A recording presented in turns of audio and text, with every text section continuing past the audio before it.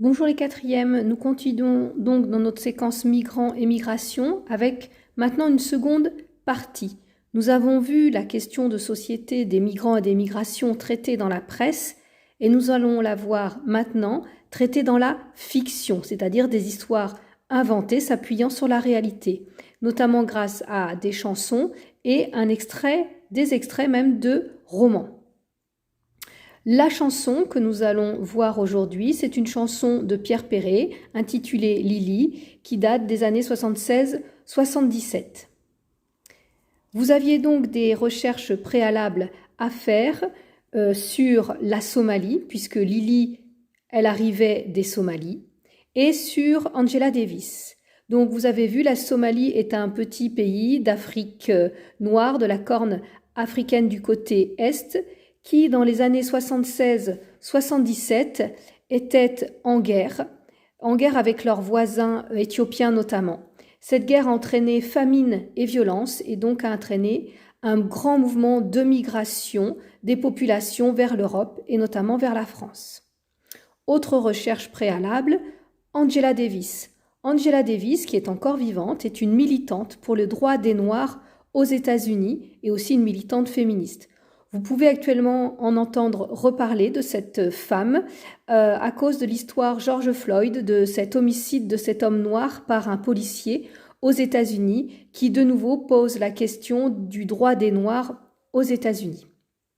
Bien, nous allons passer maintenant à l'étude du texte en lui-même. Donc, comme vous le voyez, c'est une chanson, mais en fait, cela se présente comme un poème. Nous avons 11 strophes, chacune composée de vers, 5 vers, et chaque vers est composé de 8 syllabes, donc ce sont des octosyllabes. Nous avons aussi des rimes, par exemple, là, Lily, Lily, secrétant, arrivant, blanc. Donc cette chanson suit toutes les formes en fait d'un texte poétique. Mais que raconte la chanson de Pierre Perret? Vous avez vu que le personnage principal de cette chanson, c'est Lily. Lily, le titre, et le mot répété à la rime, à chaque couplet, montre bien que c'est elle, entre guillemets, l'héroïne de ce texte. Qui est Lily? On a sa présentation dans la première strophe. Lily, plutôt jolie, certes, elle arrivait des Somalies. Donc on revient sur la notion de migrants qui, à ce moment-là, dans les années 70, étaient appelés plutôt des émigrés, qui vient à Paris vider les poubelles, car il est vrai que souvent, les travaux réservés pour les émigrés sont des travaux que les autres ne veulent pas faire. Donc, Lily, une jeune somalienne qui vient à Paris et elle fuit son pays. Elle vient d'abord en France jusqu'à la strophe 6 et voyez qu'à partir de la strophe 7, elle part aux États-Unis parce que son sort en France n'est pas celui qu'elle espérait. Question suivante, pourquoi Lily avait-elle choisi la France comme terre d'exil? La France, elle en avait une certaine vision. Elle croyait qu'on était égaux. Elle aimait la liberté. Elle rêvait de fraternité. Égalité, liberté, fraternité. Voyez donc la devise de la France et la devise des droits de l'homme. Sauf que elle croyait, elle aimait, elle rêvait. C'est ce que Lily espère, mais ce n'est pas ce qu'elle trouve. C'est donc une vision idyllique, une vision rêvée de la France. Ensuite, elle choisit d'aller aux États-Unis.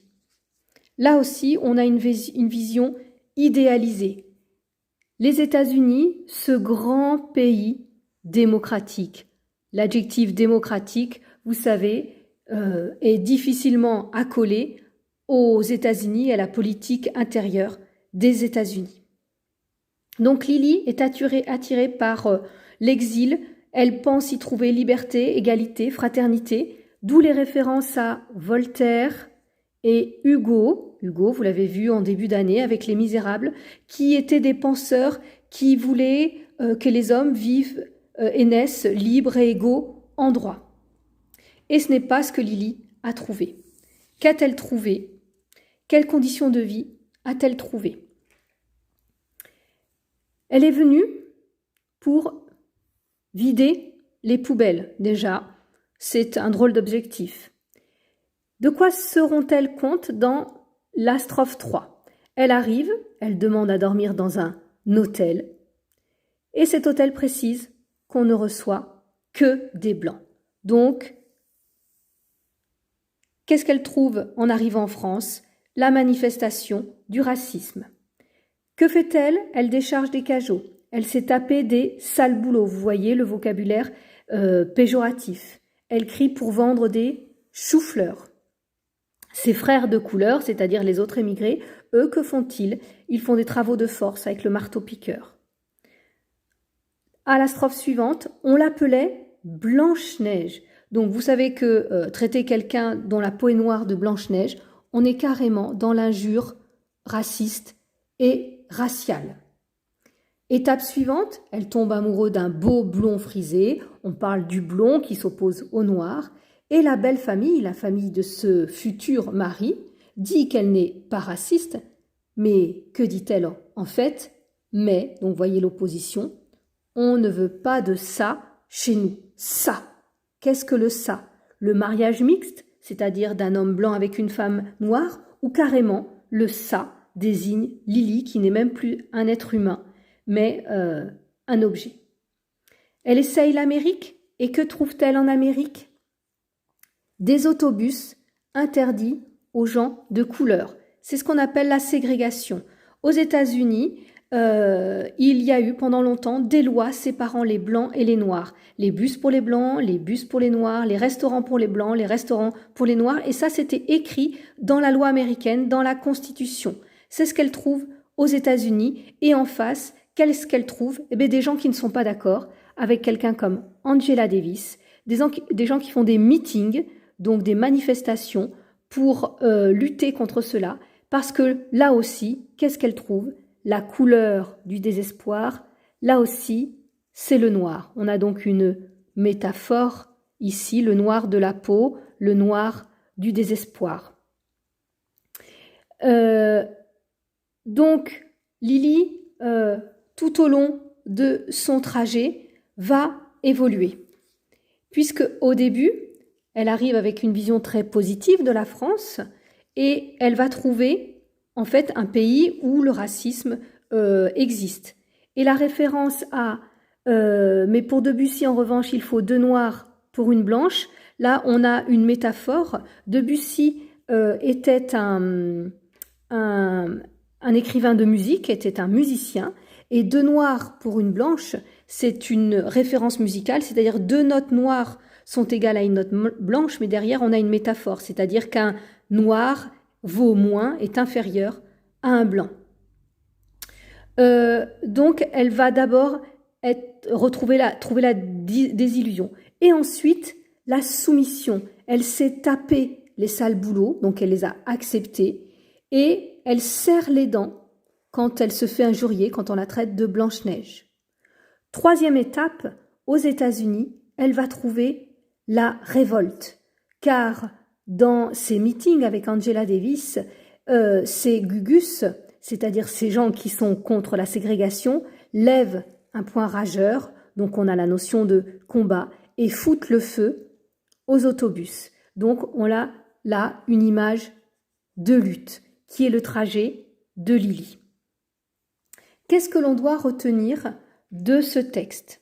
Cette chanson porte un message. Cette chanson dénonce le racisme. C'est pour cela qu'on peut voir en elle une chanson engagée, où l'auteur se révolte contre le racisme.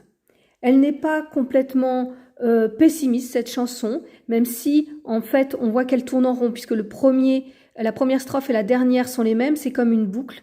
Dans l'avant-dernière strophe, on a quand même un peu d'espoir, mais dans ton combat quotidien, tu connaîtras un petit peu bien, et l'enfant qui naîtra un jour aura la couleur de l'amour. Donc on a le positif ici et l'utilisation du futur qui montre que peut-être on peut espérer dans l'avenir. Dernière chose enfin que je voulais vous faire remarquer, dans ce texte-là, on a beaucoup d'ironie. Les États-Unis, ce grand pays démocratique, on sait très bien que les États-Unis ne sont pas démocratiques. Quand Pierre Perret dit ça, il veut nous faire entendre le contraire. De même que les émigrés qui viennent de leur plein gré vider les poubelles à Paris, évidemment de leur plein gré, ce n'est pas de leur propre volonté. Ils fuient leur pays car ils en sont chassés par la famine, la violence, la guerre. Voilà, j'espère que cette chanson vous aura plu. Ce qui est intéressant de voir, c'est que le texte est assez triste, on va dire, puisqu'il parle du racisme et que Pierre Perret l'a illustré avec une musique plutôt gaie pour nous faire réfléchir différemment sur un message et sur le racisme. Voilà.